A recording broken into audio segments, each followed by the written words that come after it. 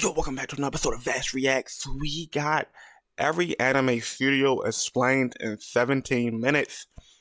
Now, if you want to stay and learn some knowledge with me about anime studios, which this would be a great video to watch with me, because most studios I know about and most I don't. But apparently, this video is about Arikendo, and I would like to hear more knowledge about this. As according you see, he got another video, every anime power explained within 21 minutes, and I might be watching that sooner or later, but I'm gonna tap into this one first before I watch any other videos.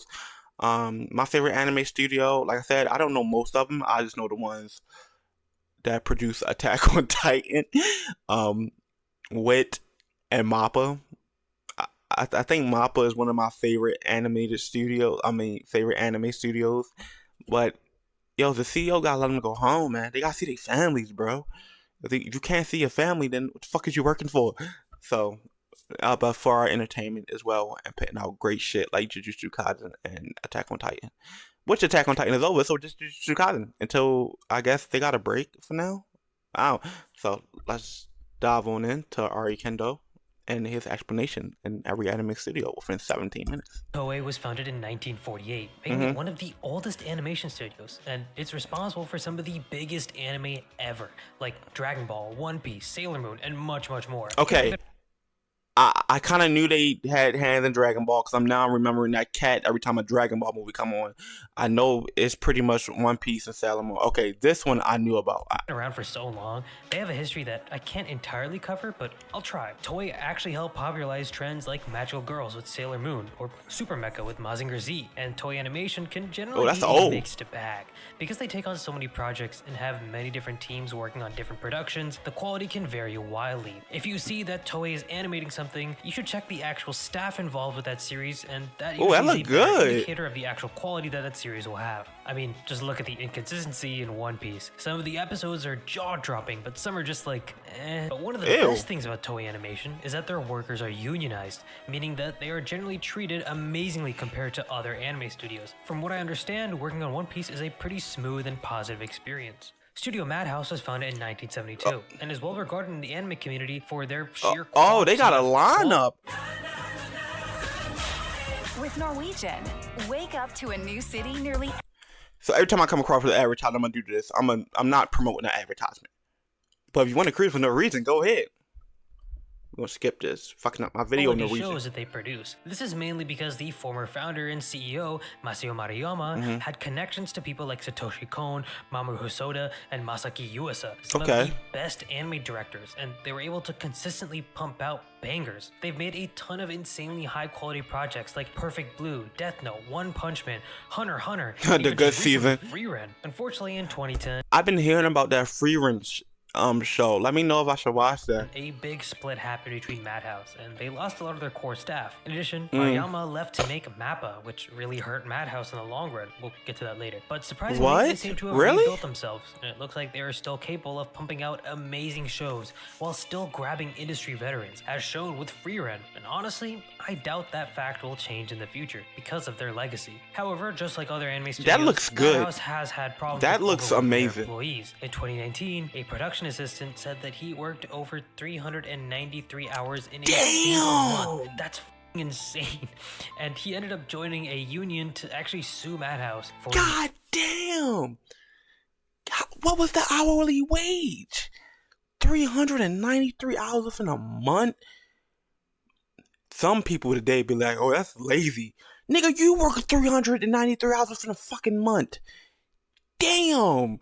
That's overwork.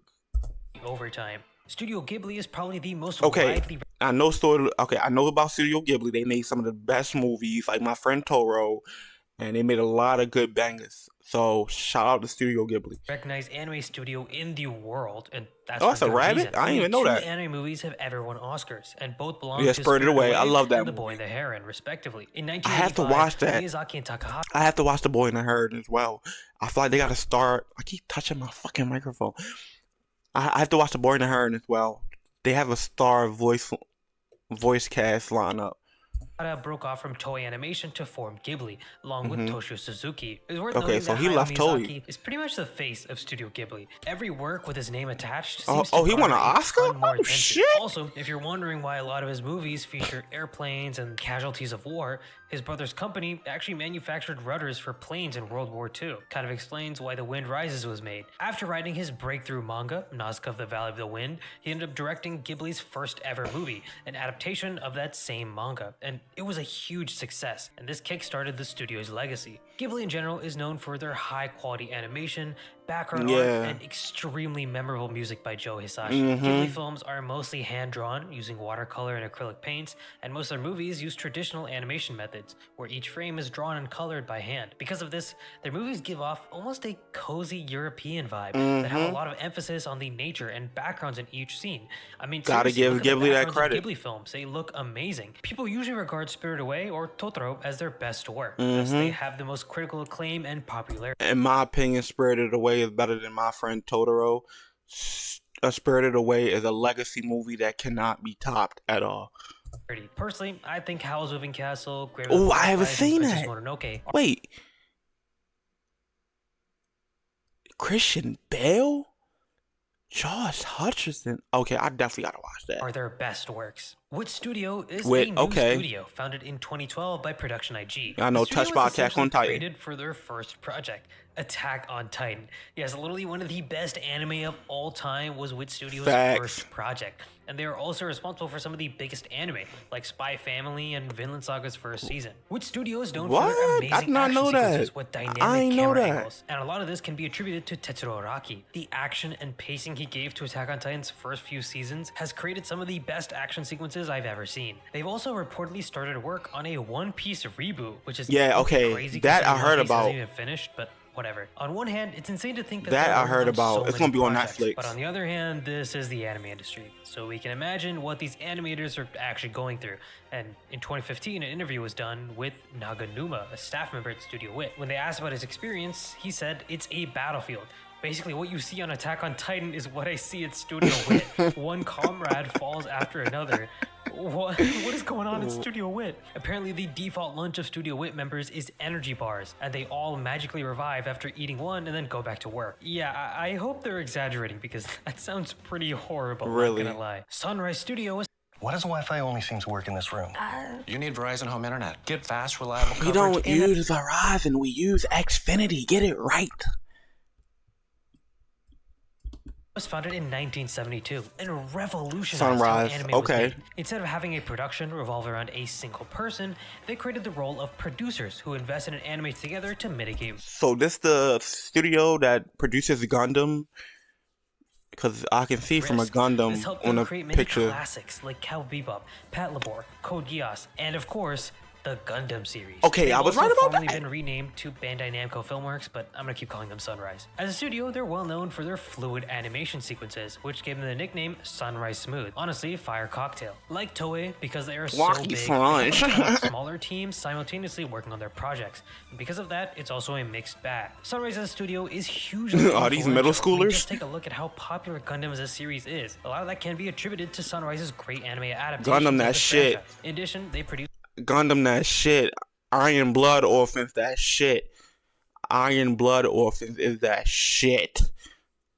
a ton of great classics and have the name recognition to pull in industry veterans. And that's not the only genre that they've revolutionized. Love Live was created by Sunrise Studio as well, and has pretty much made anime idol girls that much more popular. And in terms of working conditions, it seems that Sunrise is pretty good and treats their full-time employees well. Studio Gainax was founded in 1984 and used to be considered the GOAT of anime studios. Their first big commercial success is considered to be Gunbuster, which is still I haven't seen wildly that. influential anime, but they would end up making something that was even greater. One of these university students who founded Studio Gainax was named Hideaki Anno, and he would head Neon Genesis Evangelion. Okay. This is Long story short, I seen an episode of that. I have to watch the whole thing. I never got the chance to finish watching the full thing. I would see clips around of homie below the girl in the red screaming. I think Shinji, I would see him screaming in like in the purple mech thing. But I'm gonna have to watch that. I'm gonna have to watch is one of the most influential anime Man, I just of been all busy. time, I and is haven't got a widely chance to considered watch a be lot the of anime studio's recently. best and most popular work, and it allowed the studio to keep making great projects. Shows like Karekano, Fooly Cooly, and Gurren Lagann. Okay, are Fooly both of Cooly these, is my and arguably shit. some of the best anime to ever be And Gurren created, Lagann. in my opinion. The reason Gainax shows are so good is But because Fooly they're Cooly so is my creative. And shit. part of this idea is Love something me called the Fooly Cooly. Gainax ending, where a Gainax show will end kind of unexpectedly or weirdly. Either this is done out of an artistic or creative decision, or sometimes it's just done to meet deadlines. But the Gainax ending is known in the anime community as kind of a staple of the studio. But unfortunately, Gainax didn't last forever. Damn. Studio Trigger was founded by former Gainax staff members Hiroko Imashi and Masaki Otsuka in 2011, and it definitely feels like it's carried on that creative spirit that Gainax had. They immediately came out swinging with series like Kill la Kill and movies like Little Witch Academia. Gurren Lagann Now, Kill la Kill is that shit. You can tell that one next to the right is, by the same studio. If they also produce Cyberpunks, I need to have a word with you, whoever produced that show. That's one of the saddest shit I ever saw in my life. We need to have a personal talk. Like a personal talk. Gone, one of Gainax's later works, definitely served as the core inspiration for a lot of Trigger's early works. Trigger is also known for their crazy plot lines and fluid visuals, both of which complement each other perfectly. Their storytelling is often chaotic and comedic at the same time, which helps their exaggerated animations sell that much more. Yeah, If that's you want Kill a la good Kill example for of you. some of their recent works, Cyberpunk Edgerunners was absolutely amazing, and Dungeon Meshi is looking to be a more grounded but still action-packed Trigger show. Mappa is one of the most There we well-known go. animation Yeah, studios my today goat. for their amazing Yeah, there work go on my shows goat like studio. Jujutsu Kaisen. They were founded in 2011 by seasoned anime producer Masayo Maruyama after he left Madhouse. Due to his connections, Mappa was immediately interconnected with the anime industry. But in 2016, Maruyama left and was replaced by Manabu Utsuka, which resulted in huge changes to the company's culture and goals. Mappa as a studio now more has a reputation of being very reckless. They've grown extremely fast due to taking on a bunch of projects and still being able to deliver quality animation. But of course, we talk about anime, we have to Chainsaw talk Man. about their work. That shit. Oh my god, I can't wait for the anime season 2. Or the Rize movie. I can't wait. Chainsaw Man is that shit. And I how love they me get that Chainsaw Man. quality animation in the first Trust me, place. like, I read the Everything manga from and all the that. scheduling, the work hours, and even the culture has been criticized at Mappa. Yeah, This they're became a overworked over trending there. topic T-Mobile savings, take one. Guys, focus. Okay, I can agree with this ad. I have T-Mobile. during Jujutsu Kaisen's second season. Animators on Twitter revealed that their time at Mappa was horrible. One person who worked on the final part of Attack on Titan said that they finally got to go home after 3 days. Like, Mappa, what are you doing to the animators? Let them shit. out, please. Unfortunately, Mappa has zero to little reason to stop their practices because the Ooh, that properties looks that they're adapting good. are some of the biggest in the world, like Vinland Saga Season 2, Uh-huh. Chainsaw Man, and Uh-huh. Attack on Titan. They Yup. also have a ton of connections within the industry, and that's why they're able to get so many talented animators in their studio despite the horrible pay and working conditions. I only hope that it can get better because Mappa is truly working these animators into the ground. Kyoto Animation, also known as Kyo Ani, is very different from Mappa, and it's considered to be the gold standard of workplace culture for anime studios. Founded in the city of Kyoto in 1985, the married couple Yoko and Hideki Hata have, in my research, always fostered a great work culture. And unlike other studios, Kyo Ani employees are salaried and not freelancers. In addition, they even have training programs for young animators to work What? underneath supervisors and learn throughout their career. You might be surprised to hear that most animators aren't even technically full-time employees, but yeah, that is Really? the industry standard. But KyoAni is very different. Ooh, They that have looks full-time employees that beautiful. even get benefits like maternity leave, which is insanely good and almost unheard of in the anime industry. Now, why are they able to afford all of this? Well, usually anime studios make very little money, even if their anime does really well. The reason for this is that anime studios don't really fund anime themselves. Production committees do. Depending Yeah. on the studio and the amount of producers involved, the amount of money that the studio actually sees after an anime can be pretty variable. Mappa, for example, doesn't usually keep a large slice of the pie. KyoAni, on the other hand, he has a huge slice when they produce anime. But why is there a difference? The reason is very unique to KyoAni. In 2009, they started hosting the annual Kyoto Animation Awards in 3 categories: original novels, manga, and scenarios. And a lot of their biggest work have come from That these looks contests. The most notable amazing. ones being Chunibyo or Violet Evergarden or even Free. This means I that even haven't if the anime doesn't do amazing, I heard of all these, but I never watched these. I definitely heard of this. I heard this is very, very sad. See, I gotta get back into They still watching make a anime. majority of the revenue from that anime because they are licensing That those looks projects. And because beautiful. KyoAni doesn't have this pressure of external producers, they can also take way longer to work on I their just anime. been busy. That's why I when you haven't watch got shows time like to watch Evergarden or anything. Hibiki Euphonium, you can see the love and care in every single shot. That I mean, looks come on, genuinely, look at this beautiful. animation. This is some of the best animation that the medium has to offer, For- and all the employees were treated fairly. It's the best of both worlds. Their work culture and business model has been very Oh successful, my- and I hope the best for them, and I hope more anime studios start to move in this direction. And they're also known for making people cry. I mean, if you watch Clannad or Canon, you know that that shit makes you cry, man. A1 Pictures was created I'ma by a watch it. former Sunrise Okay, staff okay, producer Solo in Leveling. 2005. Yeah, that's that And GOAT. they're pretty interesting because their works are very variable Okay, in terms that's of probably the only anime I watched recently is Solo Leveling, and I'll be glad when another season come out. I was watching it on my YouTube, but I stopped because I just wanted to hurry up and watch it. But yeah, that's that shit. animation quality. Usually depends on if the project has the budget and if the production schedule itself is good, but they are well known in the anime community for consistently releasing a ton of anime. Really? Specifically light novel adaptations. A lot of these That don't they made really hold Sword up in the Art? long term, although it's not to say that they never release good looking I know shows. that. You know, Sword Art Online, Solo Leveling, and Kaguya-sama all look really good, but at the same time, their releases include Arrow Manga Sensei, which is like The fuck is that? Also, in 2018, a section of A1 Pictures broke off into Cloverwork Studios, which is still managed by the same Aniplex parent company, but tends to have a much higher benchmark of animation quality within their shows. It's also worth noting that A1 Pictures has a pretty bad reputation of overworking their employees. In 2014, a 28-year-old employee at A1 Pictures worked over 600 hours a month for 3 years and What ended up the fuck? committing suicide.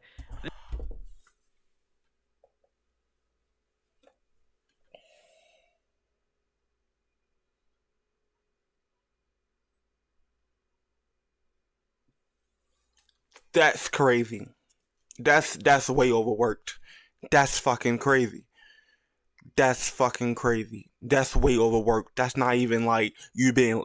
That's too. Whoa. Okay. Whoa. This has forever stained their reputation. Shame on you, A1 Pictures. SARU was founded in 2013 by famous anime director Masaki Yuasa and animator Enyong Choi, who had a long history with Yuasa. Their first work as a studio was actually an episode of Adventure Time, but their first series was Ping Pong the Animation. What? In addition, they don't really care about the nationality of their employees, instead choose them based on their skill. This means that a ton of SARU employees aren't even Japanese. As a studio, SARU is known for being out of the box. They experiment with really insane color palettes and are not afraid to push the envelope with series like Devilman Crybaby, which has tons of gore, That's gay that sex shit. scenes, and a whole lot more that I can't show. A lot of their weird energy does come from Masaki Yuasa, but SARU recently released Scott Pilgrim Takes Off, which is just What? as weird despite not being directed by Yuasa at all. If you want some more SARU recommendations, I would highly recommend Devilman Crybaby, Ping Pong the Animation, and Keep Your Hands Up. I seen Devilman Crybaby when I was like 16. I think I was 16. What was 2018? Was like I was like 17, 18. Devilman Crybaby is the most weirdest anime I have ever watched, and I claim it as a great anime. I'm proud to say Devilman Crybaby was one of the best animes I ever saw, even though it was weird, and the ending was a little plot twisty. Can't lie, it's a very great anime. Azuke. Also, watch out for Danzadan, which is coming out soon and is aimed by SARU. I'm really excited for this one. Studio Shaft was founded in 1975 and are known for their experimental visual styles. Some popular example of Shaft anime are Madoka Magica. With the Ninja Thirsty drink system, choose or combine any of our flavors. Pick still or sparkling, flavor intensity, and size. Or the Monogatari. Wasn't that on 4Kids? What? Hold on. Come here. Phone. Wasn't that on?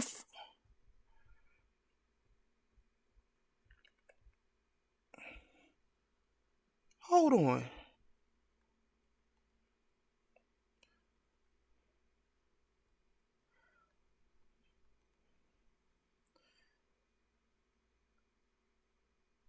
It was. It was called Magical Molly. Yeah, it was called Magical Molly. Yeah, it was on 4Kids. So, long story short, I have this video coming out. based on around Saturday morning cartoons. I don't want to plug my shit in his video. I'm very interested in this video, but more will be coming soon later.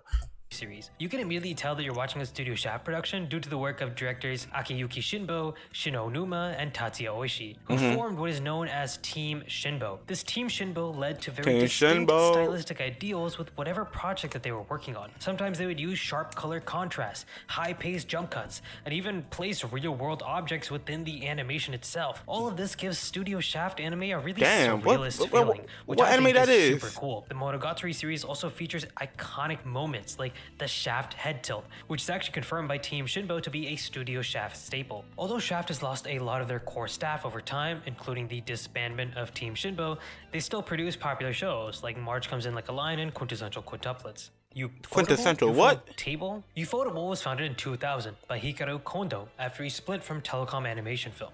They're well known for their strong relationship with the game company Type Moon, and they've adapted a ton of their games, like the Fate series and Garden of Sinners, as well as working with them to create animations for their in-game cutscenes. Ufotable is most notable for their incredibly vibrant and colorful Demon Slayer. As I'm sure many of you have seen with Demon Slayer, arguably Ufotable is the best studio in the industry at combining 3D computer graphics with traditional 2D sakuga. Like KyoAni, Ufotable hires a lot of their employees full-time and is regarded as one of the better animation companies to work for. I'm not really sure where they're getting all that money from, but wait a second, they committed tax fraud? Yeah, this is something that I actually didn't know about until I made this video, but apparently Hikaru Kondo refused to pay around $4 million in taxes, and also the Japanese government made a report noting that Ufotable was suspected of misappropriating funds from a charity auction for the 2011 Tohoku earthquake. They never ended up filing charges, but Kondo resigned, and because of this, he is now facing up to 20 months in prison. Top tier move, if you ask me. Studio Bones was founded in I'm telling you, taxes are a scam. 1988 by Enough said that for Uncle staff Sam. members Get who me. were bored on working on mecha anime and wanted to try more creative projects. Studio Bones is most well known for their insanely well executed fight and action sequences. In fact, you could argue that they have some of the best 2D sakuga in the industry right now. A huge reason that they're known for this is because of Yutaka Nakamura, known as one of the GOATs in animation. He's popularized techniques like the Yutapon cube, which is where debris forms cubes to show the destruction. You can see the influence of Yutapon cubes across the industry. I mean, even in The Legend of Korra, I've seen Yutapon cubes made for debris. They animated Korra? I did not know that. I ain't know that. Even now, Nakamura That's good to know. continues to innovate at Bones. I fucking hated Korra. Absolute bangers over the years. I'll leave that in another video if y'all want to know more about why I hate Korra. No, it's not because she's a woman and all that other shit. It's not because anything else. Her personality. I didn't like Korra for the world. Like Cowboy Bebop the movie, the Full Metal Alchemist series, Mob Psycho 100, or on High School Host Club, My Hero Academia, I mean much more. Just go through Bones' catalog. It is impeccable. Studio Orange was founded by 3D CG animator Eiji Inoue in 2004, who is well known for his works on Ghost in the Shell and Zoids. Ooh, I love Ghost in the Shell. That's my shit. The studio mainly did outsource 3D animation until 2013, when they started doing co-production with other studios to make shows like Black Bullet. But then Orange started making completely new anime, with shows like Land of the Lustrous being met with great critical reception for actually having good CG. Studio Orange is so unique in their approach to 3D animation that I can genuinely tell that they understand the strengths of CG and how to play into them. Usually in 2D anime, CG is just kind of thrown in there when an object is difficult to animate, and it doesn't usually blend all that well. Meanwhile, Studio Orange makes sure that all of their models feel like they are genuinely alive instead of just stiff figurines. The character expressions is that Trigun? They redid Trigun? But with that anime touch. And this is because they don't shy away from using 2D animation to first sketch out what the facial expressions might look like. Using both mediums like this results in a product that is greater than the sum of its parts. And you can see this clearly in their newest series, Trigun Stampede, where Vash's facial expressions and movements just feel so fluid and alive. I genuinely love them. Their 3D animation doesn't make me gross out or wish that the studio had more budget to just make it 2D instead, because the anime genuinely looks better in 3D, and I think it's a sign of more 3D animation to come. Before I end this video, I want to let y'all know that I stream on Twitch a lot. Check out my Twitter for updates on videos and dumb memes. And lastly, I want to say that there were a ton of other anime studios that I wanted to talk about, mainly studios like Production IG or Period. But with only 15 slots, I wanted to try and cover the most popular or my personal favorite studios. And I understand that you're mad, or I didn't mention certain ones. Anyway, that's all for me. Peace. Yeah, he said come. But yeah, this was a great insight to know what studios animated which anime. Some shit I was really surprised by. Finding out one committed tax evasion because they didn't want to pay Uncle Sam. I kind of agree with you. You make so much money, and now you got to pay Uncle Sam when Uncle Sam just sitting around, just pocket watching. Like, go get your own bread, nigga. Um, yeah, some of these anime studios made some very great anime, and some been overworking workers. It's like very hellish. Working 600 hours a month is like unbelievable to the point where he like.